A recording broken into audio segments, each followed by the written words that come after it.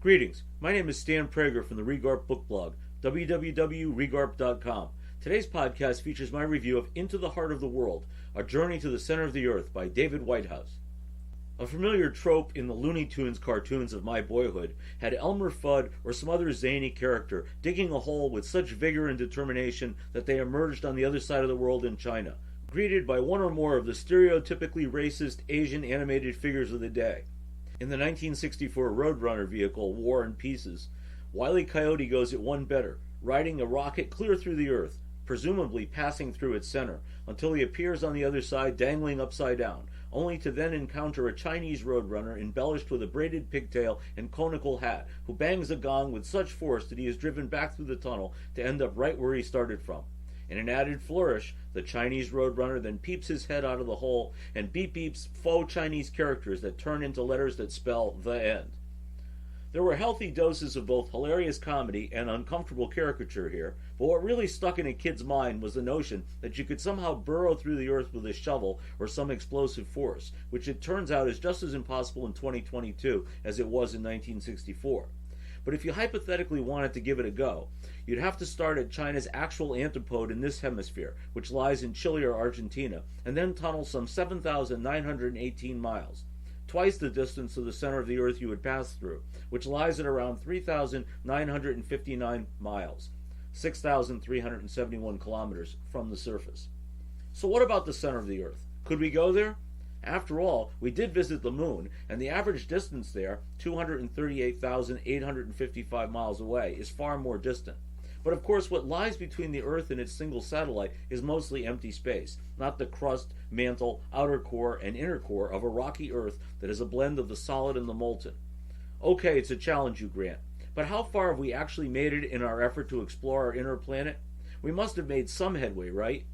Well, it turns out that the answer is not very much. A long concerted effort at drilling that began in 1970 by the then Soviet Union resulted in a measly milestone of a mere 7.6 miles, 12.3 kilometers, at the Kola super deep borehole near the Russian border with Norway. Efforts were abandoned in 1994 because of the higher than expected temperatures of 356 degrees Fahrenheit. Will new technologies take us deeper one day at this site or another? Undoubtedly, but it likely will not be in the near future. After all, there's another 3,951.4 miles to go, and conditions will only grow more perilous at greater depths. But we can dream, can't we? Indeed, and it was Jules Verne who did so most famously when he imagined just such a trip in his classic 1864 science fiction novel, Journey to the Center of the Earth. Astrophysicist and journalist David Whitehouse cleverly models his grand exploration of Earth's interior, Into the Heart of the World, A Journey to the Center of the Earth, on Verne's tale, a well-written, highly accessible, and occasionally exciting work of popular science that relies on geology rather than fiction to transport the reader beneath the Earth's crust, through the layers below, and eventually to what we can theoretically conceive based upon the latest research as the inner core that comprises the planet's center. It is surprising just how few people today possess a basic understanding of the mechanics that power the forces of the Earth. But perhaps even more astonishing is how new, relatively, this science is. When I was a child watching Looney Tunes on our black and white television, my school textbooks admitted that although certain hypotheses had been suggested, the causes of sometimes catastrophic events such as earthquakes and volcanoes remained essentially unknown. All that changed effectively overnight, around the time my family got our first color TV, with the widespread acceptance by geologists of the theory of plate tectonics, constructed on the foundation of the much earlier hypothesis of German meteorologist and geophysicist Alfred Wegener, who in 1912 advanced the view of continents in motion, known as continental drift, which was ridiculed in his time. By 1966, the long-dead Wegener was vindicated, and continental drift was upgraded to the more elegant model of plate tectonics that fully explained not only earthquakes and volcanoes, but mountain building, seafloor spreading, and the whole host of other processes that power a dynamic Earth.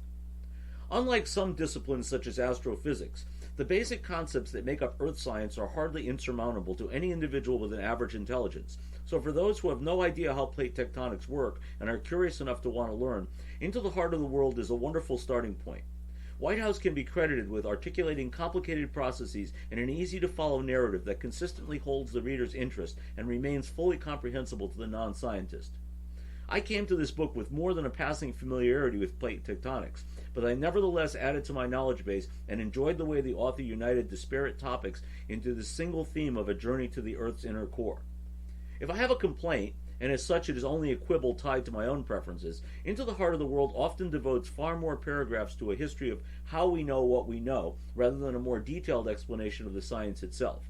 The author is not to be faulted for what is integral to the structure of the work. After all, the cover does boast a remarkable voyage of scientific discovery, but it left me longing for more.